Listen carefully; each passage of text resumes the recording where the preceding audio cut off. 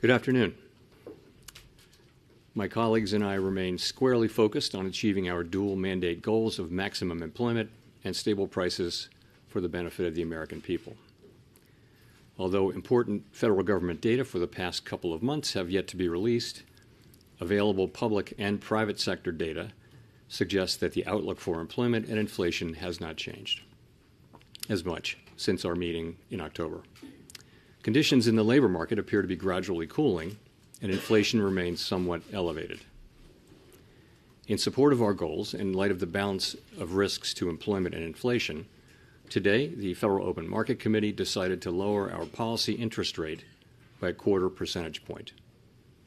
As a separate matter, we also decided to initiate purchases of shorter-term Treasury securities solely for the purpose of maintaining an ample supply of reserves over time, thus supporting effective control of our policy rate. I will have more to say about monetary policy and its implementation after briefly reviewing economic developments. Although some key government data have yet to be released, available indicators suggest that economic activity has been expanding at a moderate pace. Consumer spending appears to have remained solid, and business fixed investment has continued to expand. In contrast, activity in the housing sector remains weak. The temporary shutdown of the federal government has likely weighed on economic activity in the current quarter, but these effects should be mostly offset by higher growth next quarter, reflecting the reopening. In our summary of economic projections, the median participant projects that real GDP will rise 1.7% this year and 2.3% next year, somewhat stronger than projected in September. In the labor market, although official employment data for October and November are delayed, available evidence suggests that both layoffs and hiring remain low, and that both households' perceptions of job availability and firms' perceptions of hiring difficulty continue to decline. The official report on the labor market for September, the most recent release, showed that the unemployment rate continued to edge up, reaching 4.4%, and that job gains had slowed significantly since earlier in the year. A good part of the slowing likely reflects a decline in the growth of the labor force due to lower immigration and labor force participation, though labor demand has clearly softened as well. In this less dynamic and somewhat softer labor market, the downside risks to employment appear to have risen in recent months. In our SEP, the median projection of the unemployment rate is 4.5% at the end of this year and edges down thereafter. Inflation has eased significantly from its highs in mid-2022, but remains somewhat elevated relative to our 2% longer-run goal. Very little data on inflation have been released since our meeting in October. Total PCE prices rose 2.8% over the 12 months ending in September, and excluding the volatile food and energy categories, core PCE prices also rose 2.8%. These readings are higher than earlier in the year as inflation for goods has picked up, reflecting the effects of tariffs. In contrast, disinflation appears to be continuing for services. Near-term measures of inflation expectations have declined from their peaks earlier in the year, as reflected in both market and survey-based measures. Most measures of longer-term expectations remain consistent with our 2% inflation goal. The median projection in the SEP for total PCE inflation is 2.9% this year and 2.4% next year, a bit lower than the median projection in September. Thereafter, the median falls to 2%. Our monetary policy actions are guided by our dual mandate to promote maximum employment and stable prices for the American people. At today's meeting, the committee decided to lower the target range for the federal funds rate by a 1/4 percentage point to 3.5% to 3.75%. In the near term, risks to inflation are tilted to the upside and risks to employment to the downside, a challenging situation. There is no risk-free path for policy as we navigate this tension between our employment and inflation goals. A reasonable base case is that the effects of tariffs on inflation will be relatively short-lived, effectively a one-time shift in the price level. Our obligation is to make sure that a one-time increase in the price level does not become an ongoing inflation problem. But with downside risks to employment having risen in recent months, the balance of risks has shifted. Our framework calls for us to take a balanced approach in promoting both sides of our dual mandate. Accordingly, we judged it appropriate at this meeting to lower our policy rate by a 1/4 percentage point. With today's decision, we have lowered our policy rate 3/4 of a percentage point over our last 3 meetings. This further normalization of our policy stance should help stabilize the labor market while allowing inflation to resume its downward trend toward 2% once the effects of tariffs have passed through. The adjustments to our policy stance since September bring it within a range of plausible estimates of neutral and leave us well positioned to determine the extent and timing of additional adjustments to our policy rate based on the incoming data, the evolving outlook, and the balance of risks. In our summary of economic projections, FOMC participants wrote down their individual assessments of an appropriate path of the federal funds rate under what each participant judges to be the most likely scenario for the economy. The median participant projects that the appropriate level of the federal funds rate will be 3.4% at the end of 2026 and 3.1% at the end of 2027, unchanged from September. As is always the case, these individual forecasts are subject to uncertainty, and they're not a committee plan or decision. Monetary policy is not on a preset course, and we will make our decisions on a meeting-by-meeting basis. Let me turn now to issues related to the implementation of monetary policy, with the reminder that these issues are separate from and have no implications for the stance of monetary policy. In light of the continued tightening in money market interest rates relative to our administered rates and other indicators of reserve market conditions, the committee judged that reserve balances have declined to ample levels. Accordingly, at today's meeting, the committee decided to initiate purchases of shorter-term Treasury securities, mainly Treasury bills, for the sole purpose of maintaining an ample supply of reserves over time. Such increases in our securities holdings ensure that the federal funds rate remains within its target range and are necessary because the growth of the economy leads to rising demand over time for our liabilities, including currency and reserves. As detailed in a statement released today by the Federal Reserve Bank of New York, reserve management purchases will amount to $40 billion in the first month and may remain elevated for a few months to alleviate expected near-term pressures in money markets. Thereafter, we expect the size of reserve management purchases to decline, though the actual pace will depend on market conditions. In our implementation framework, an ample supply of reserves means that the federal funds rate and other short-term interest rates are primarily controlled by the setting of our administered rates, rather than day-to-day discretionary interventions in money markets. In this regime, standing repurchase agreement, or repo operations, are a critical tool to ensure that the federal funds rate remains within its target range, even on days of elevated pressures in money markets. Consistent with this view, the committee eliminated the aggregate limit on standing repo operations. These operations are intended to support monetary policy implementation and smooth market functioning and should be used when economically sensible. To conclude, the Fed has been assigned 2 goals for monetary policy: maximum employment and stable prices. We remain committed to supporting maximum employment, bringing our inflation sustainably down to our 2% goal, and keeping longer-term inflation expectations well anchored. Our success in delivering on these goals matters to all Americans. We understand that our actions affect communities, families, and businesses across the country. Everything we do is in service to our public mission. At the Fed, we will do everything we can to achieve our maximum employment and price stability goals. Thank you, and I look forward to your questions. Howard. Thank you. Howard Schneider with Reuters. Just first turning to the statement, just to be clear, we're on the same page here. The insertion of the phrase, considering the extent and timing of additional adjustments, does that indicate that the Fed is now on hold until there's some clearer signal from inflation or jobs or the evolution of the economy along the baseline outlook? So, yes, the adjustments since September bring our policy within a broad range of estimates of neutral.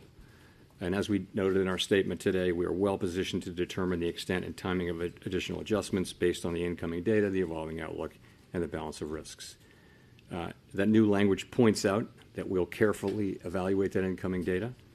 And also, I would note that having reduced our policy rate by 75 basis points since September and 175 basis points since last September, the Fed funds rate is now within a broad range of estimates of its neutral value, and we are well positioned to wait to see how the economy evolves.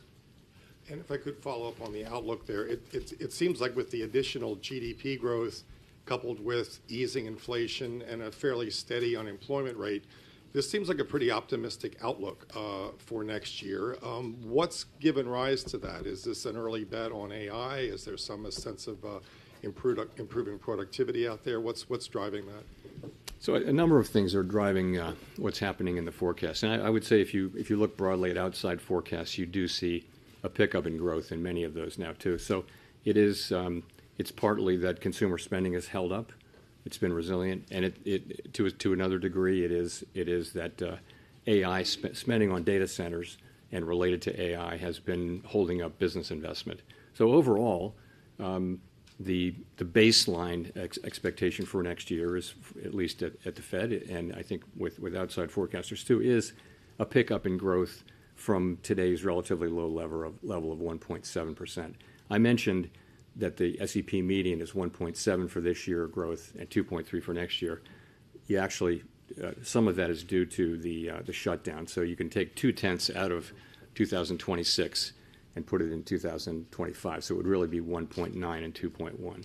But overall, yes, for a few reasons, fiscal policy is going to be supportive, and as I mentioned, AI spending will continue. The consumer continues to spend, so it looks like the baseline would be solid growth next year. Steve. Thank you, Mr. Chairman, for taking our questions here. You had previously described rate cuts in terms of a risk management framework, and kind of following up on what Howard was asking, is the risk management phase of rate cuts over here, and have you taken out sufficient insurance, I guess, against potential weakness in terms of the data we might get next week when it comes to employment? So we're going to get a great deal of data between now and the January meeting, and I'm sure we'll talk more about that. And the data that we get are going to factor into our thinking. But yes, we have, if you go back, we held our policy rate at 5.4% for more than a year because inflation was high, very high, and unemployment and the labor market was really solid at that point.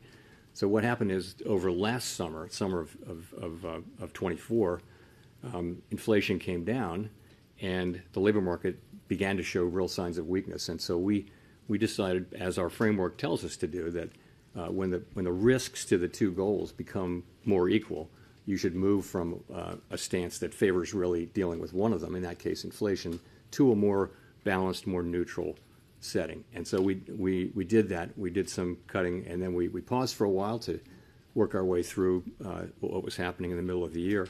And then we resumed cuts in September, and we've cut now 3. We've now cut a total of 175 basis points. And as I mentioned, we feel like where we're positioned now we're well positioned to wait and see how the economy evolves from here.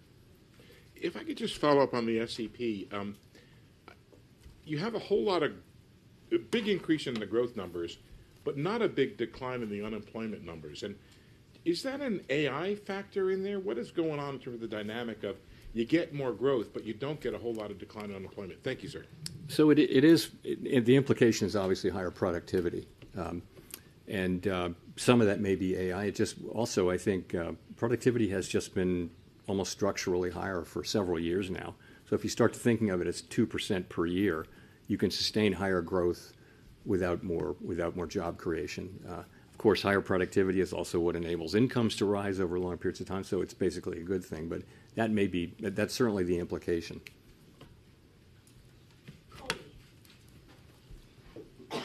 Thank you. Colby Smith with the New York Times. Today's decision was clearly very divided. It wasn't just the 2 official dissents against the cut, but there were also soft dissents from 4 others. And I'm just wondering if this reluctance from several people to support recent reductions suggests that there is a much higher bar for cuts in the near term. And what exactly does the committee need to see if things are well positioned right now to support a January reduction? Sure. So let me just say, as I mentioned, and as I've mentioned here before, the situation is that our two goals are a bit in tension, right? So interestingly, everyone around the table at the FOMC agrees that inflation is too high and that we want it to come down, and agrees that the labor market has softened and that there's further risk. Everyone agrees on that. Where the difference is how do you weight those risks, and what does your forecast look like, and where do you, ultimately where do you think the bigger risk is, and you know, it's very unusual to have persistent tension between the two parts of the mandate, and when you do, this is what you see, and I think it's actually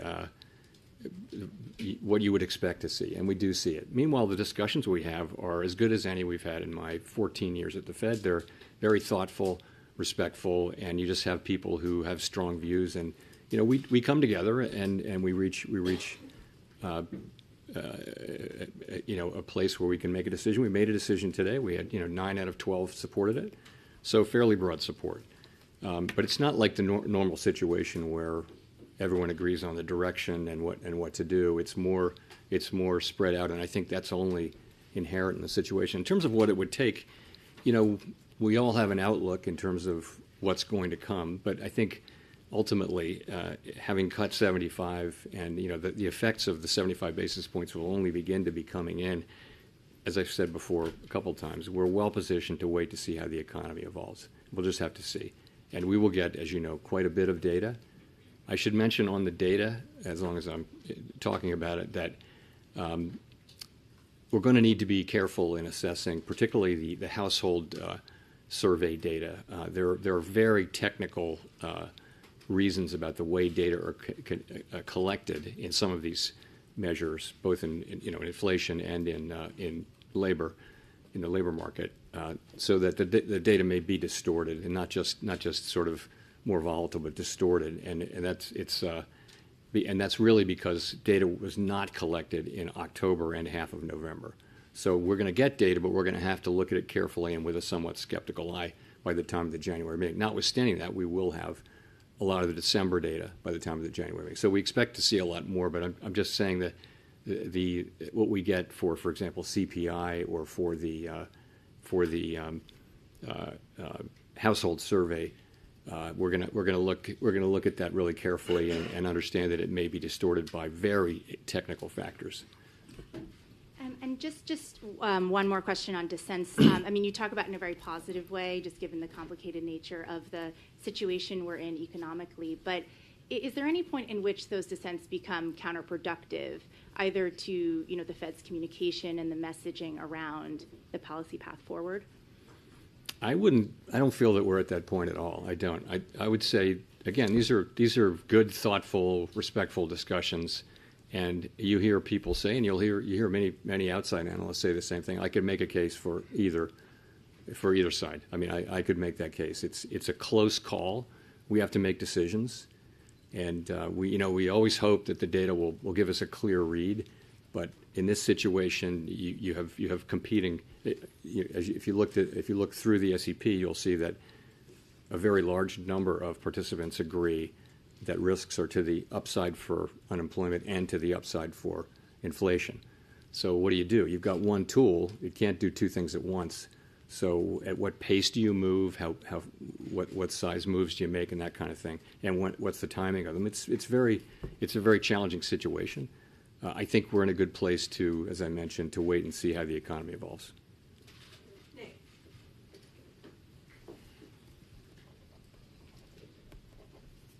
Nick Timmeros of the Wall Street Journal. Chair Powell, there's been some discussion recently of the 1990s. In the 1990s, the committee did 2 discrete sequences of 3 quarter-point cuts, one in 1995-96 and one in 1998. And after both of those, the next move in rates was up, not down. With policy now closer to neutral, is it a foregone conclusion that the next move in rates is down, Or should we think of policy risks as genuinely two-sided from here? So I don't think that a rate hike is anybody's base case at this point, and I'm not hearing that. What you see is some people feel we should stop here and that we're at the right place and just wait. Some people feel like we should cut once or more this year and next year. But when people are writing down their estimates of policy of where it should go, it is either holding here or cutting a little or cutting more than a little. So I don't see the base case as involving that. So of course, a data set of 2, now 3, is not a big data set. But you are right about those 2 3-cut times in the 90s. If I could follow up, the unemployment rate has been rising very gradually for the better part of 2 years, and indeed the statement today no longer describes the unemployment rate as remaining low. What gives you confidence it won't continue rising in 2026, especially when housing and other rate-sensitive sectors still appear to be feeling restrictive policy from the, notwithstanding the 150 basis points in cuts prior to today? So I think the idea is that with now having cut 75 basis points more now and having policy, I'd call it in a broad range of plausible estimates of neutral, that will be a place which will enable the labor market to stabilize or to only tick up 1 or 2 more tenths, but we won't see, any kind of a sharper downturn, which we haven't seen any evidence of at all. At the same time, policy is still in a place where it's not accommodative, and we feel like we have made progress this year in non-tariff related inflation, and as tariffs come through, as they flow through, that'll show through next year. But as I said, we're well placed to wait and see how that turns out. That is our expectation, but we're going to start to see the data, and it'll tell us whether we were right or not.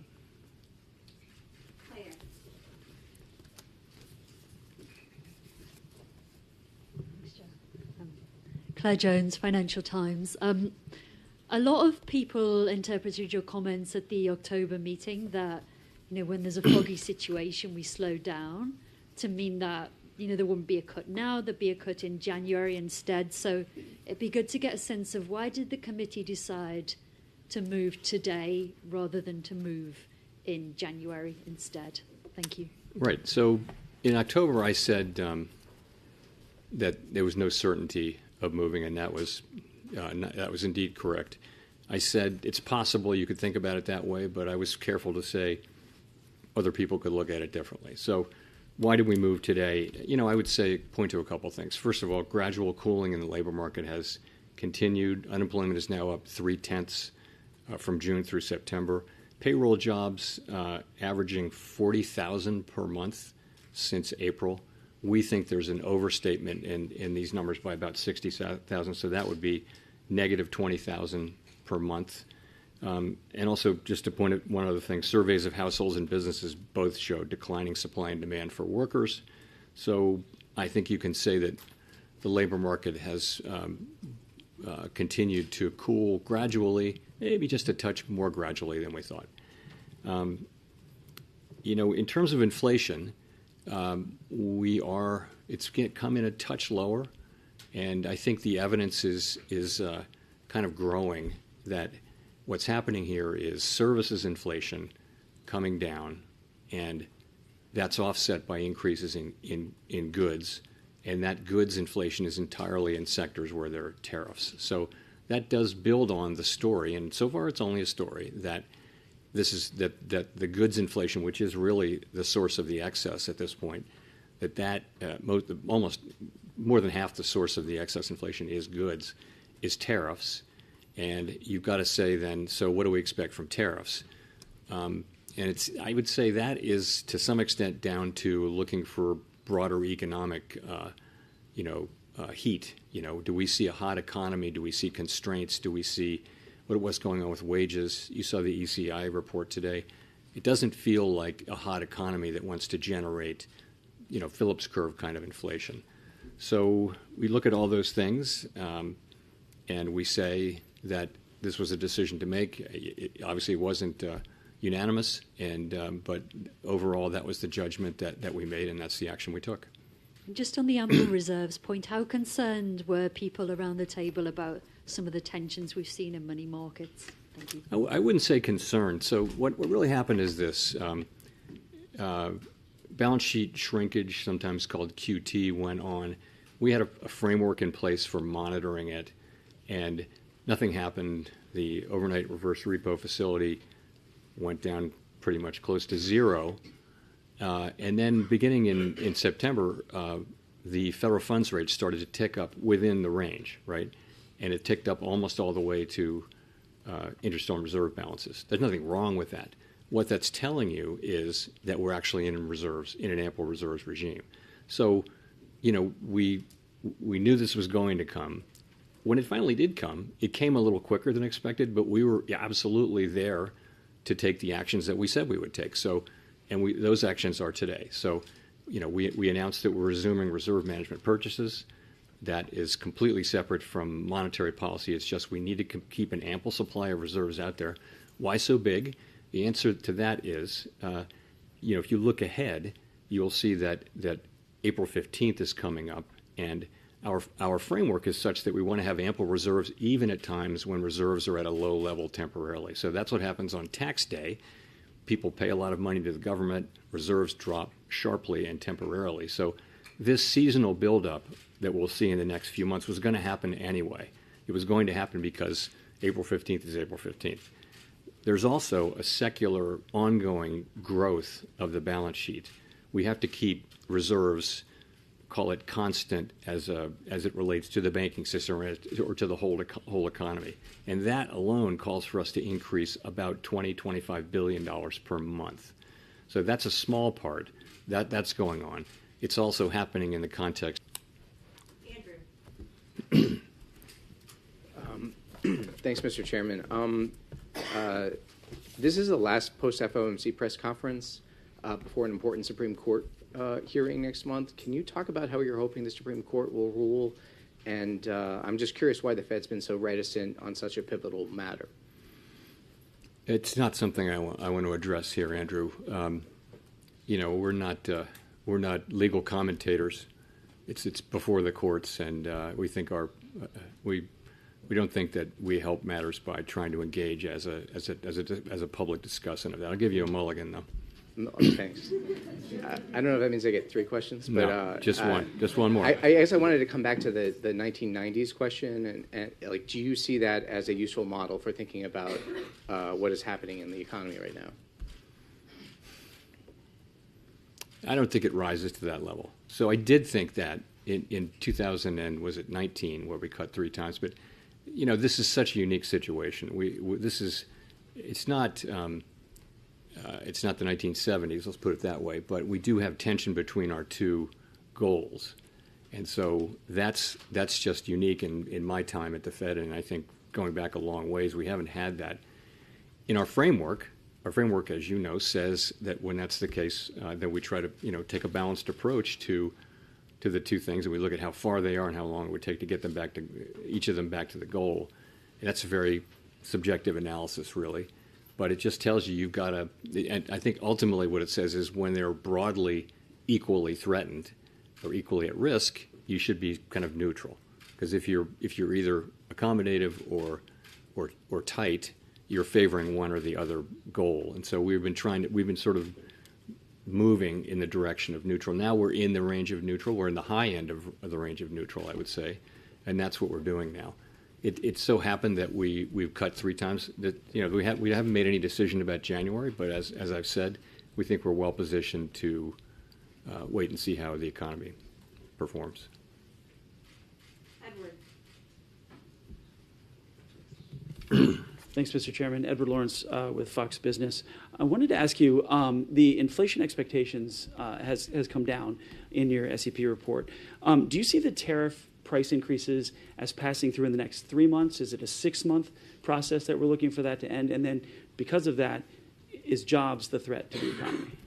So with tariff inflation, it takes, there's the announcement of a tariff, and then there's, they start to take effect, and then it takes some months. Goods may have to be shipped from other parts of the, it may take quite a while for an individual tariff to take its full effect. But once it's had that effect, then the question is, isn't that just a one-time price increase? So we actually look at it, all of the announcements and what you get from all that. You see sort of for each one of them, there's a time period, and then it's fully in. So if there are no new tariff announcements, and we don't know that, but let's assume there are no major new tariff announcements, inflation from goods should peak in the first quarter or so, right, or roughly. We haven't been able to predict this with any precision. No one is. But call it the first quarter or so of next year should be the peak. And from here, it shouldn't be big. It should be a couple tenths or even less than that. We don't really have precision on this. And after that, again, if there are no new tariffs that are being announced that will take 9 months to get fully in, and 9 months is also an estimate, then you should start to see that coming down in the back half of next year. And I want to see if I could address sort of the elephant in the room. The president's been talking openly about a new Fed chairman. Does that hinder your current job right now or change your thinking at all? No. No mulligans for it. Michael McKee from Bloomberg Radio and Television.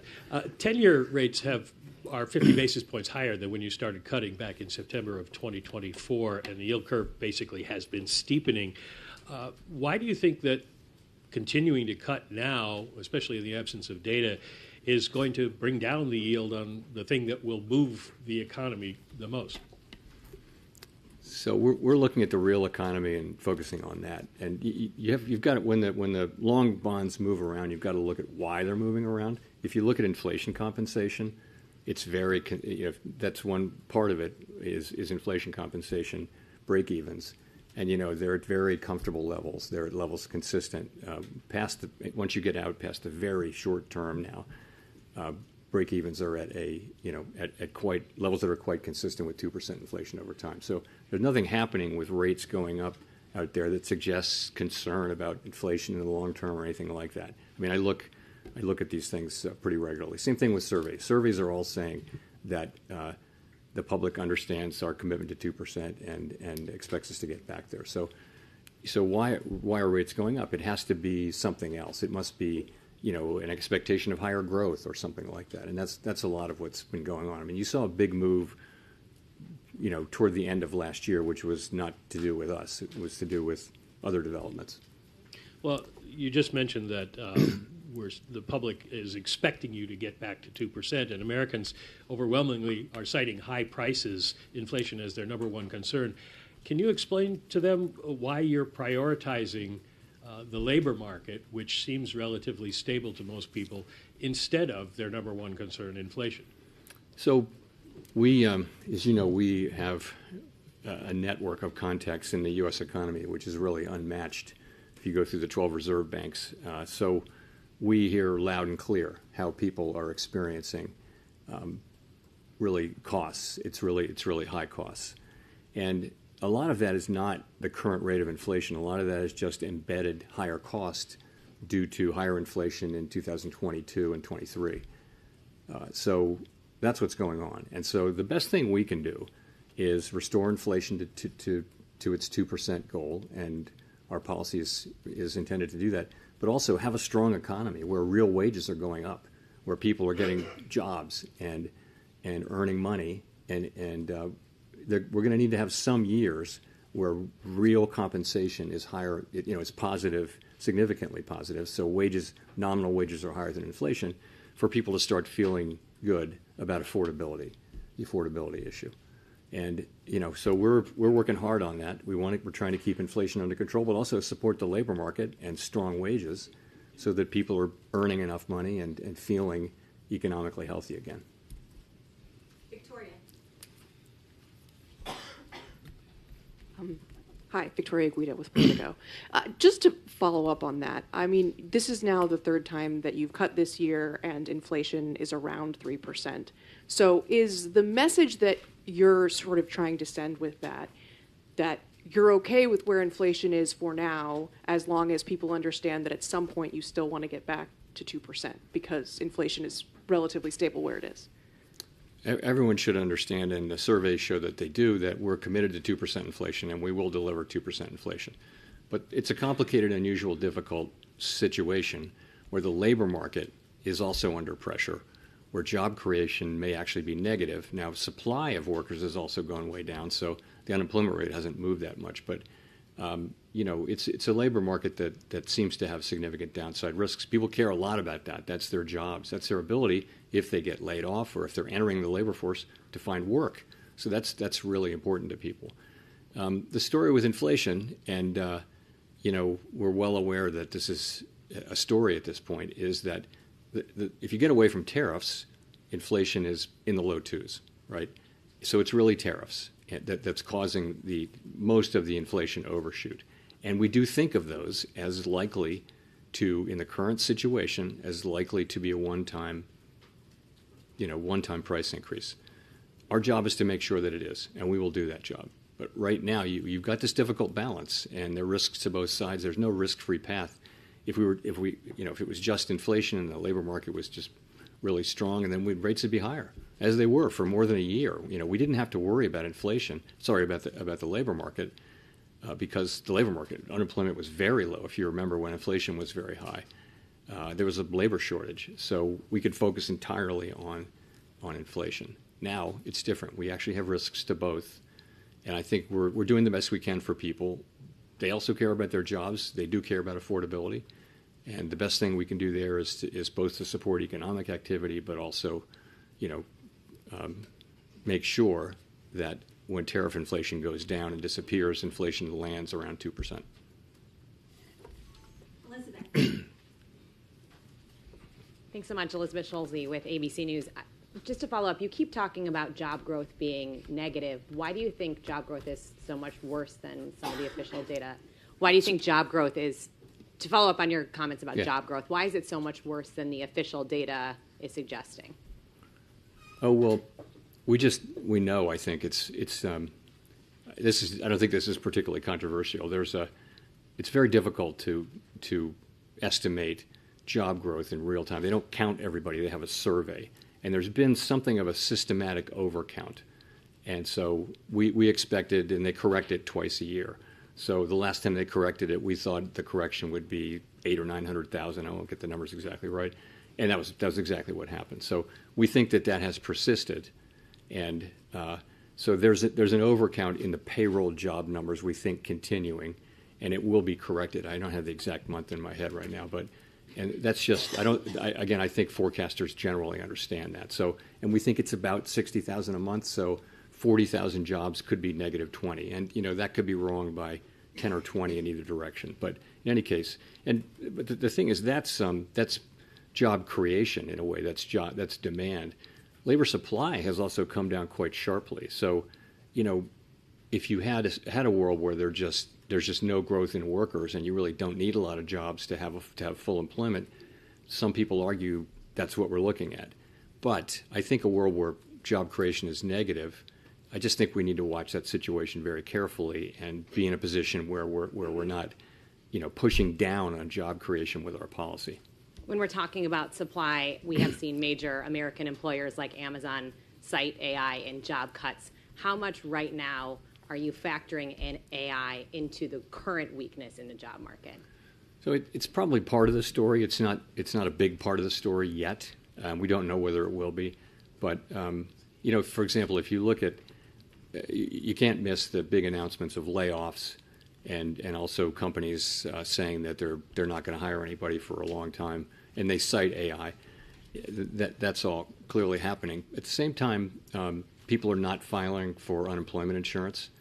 And since job creation, job finding rates are extremely low, if there were big numbers of layoffs, you'd expect the continuing claims to go up, and you expect new claims to go up. But really haven't much.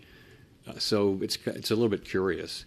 But longer term, though, the question is, what are we going to see here? And we don't know. But it's it may be that in past technology, really significant technology innovation eras, you have seen some jobs destroyed and other jobs made. Ultimately, what's happened for a couple hundred years is when you get through all that, you have higher productivity and you have new jobs, and there are enough jobs for people. this may be different. It's every time we have a wave of technology, we think, this could put a lot of people out of work. What are they going to do? In the past, there's always been more work and higher productivity, and incomes have risen. What will happen here, we're going to have to see. But right now is such early days. We don't think we see much. It's certainly not showing up in layoffs yet. Thank you, Chair. Enda Curran, Bloomberg News.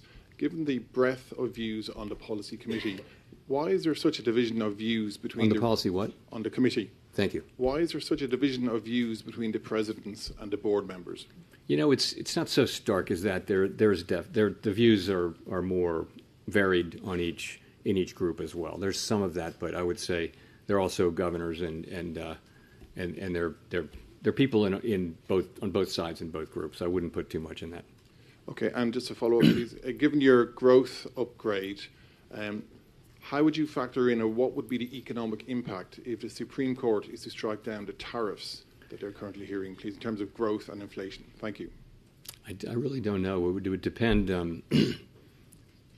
It would depend on a whole bunch of things we don't know. So I can't really help you there. Christine. Thank you, Chair Powell. Christine Romans, NBC News.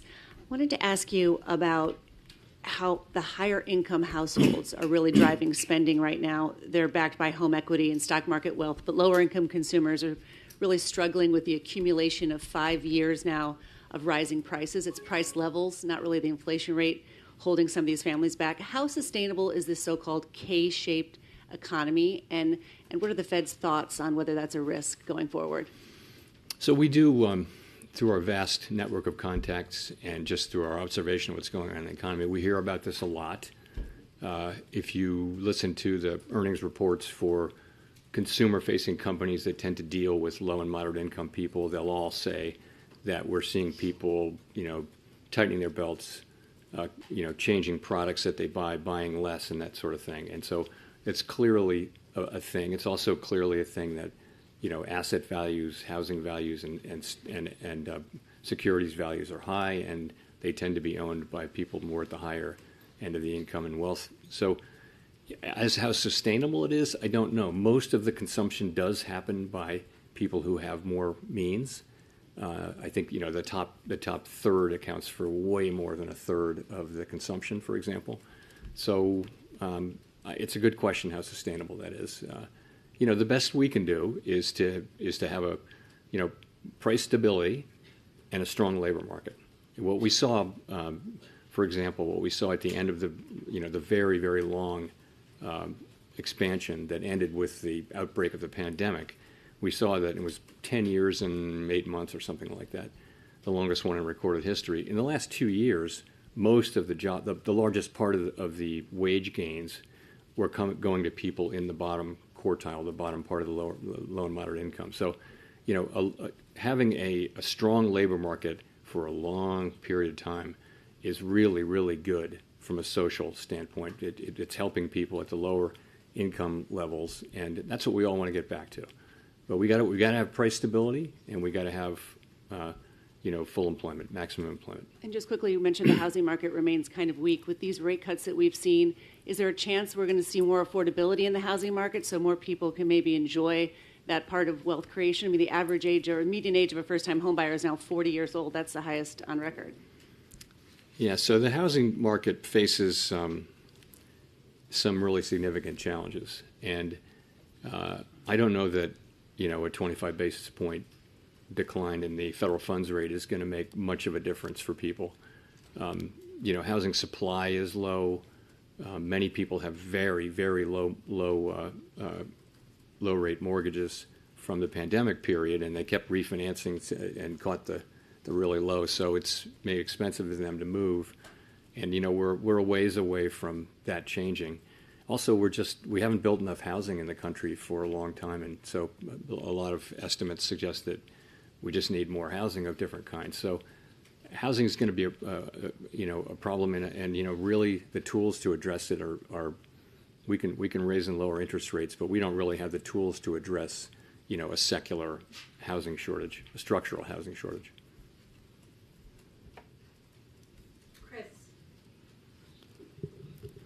Thanks. Chris Rugaber, Associated Press. You mentioned on inflation, services inflation being low, goods inflation looking like maybe it'll peak. We had the wages report you mentioned today showing moderating wage growth.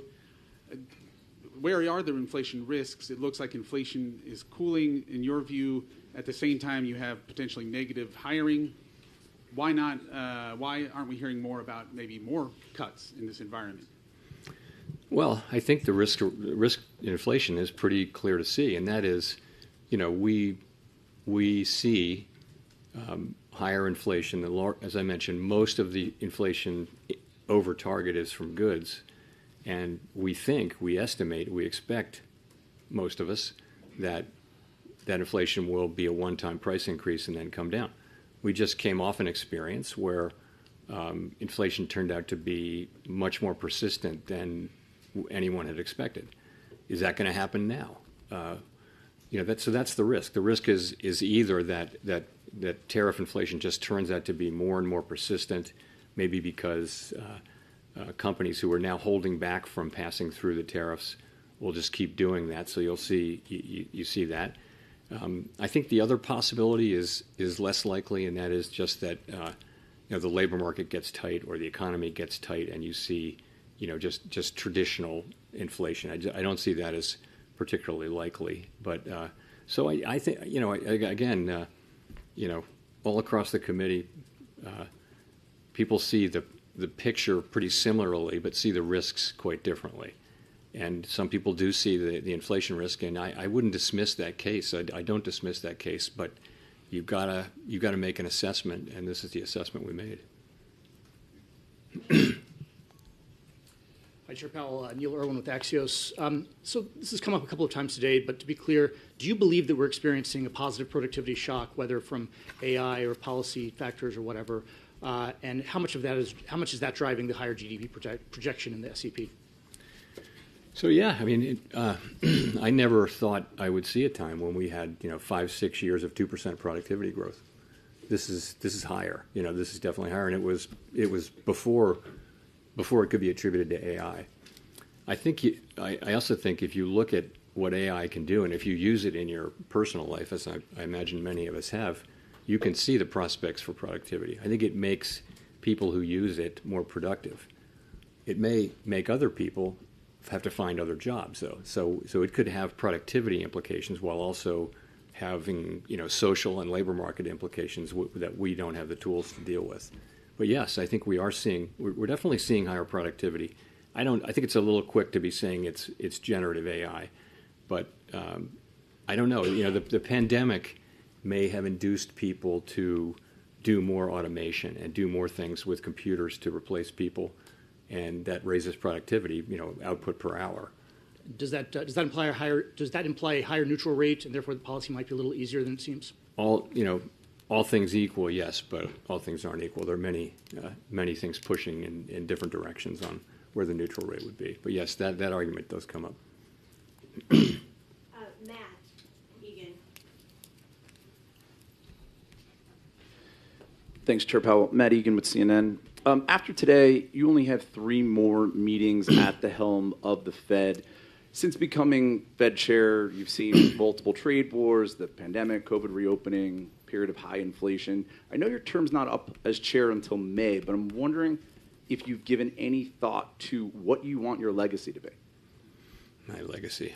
My thought is that I really want to turn this job over to whoever replaces me with the economy in really good shape.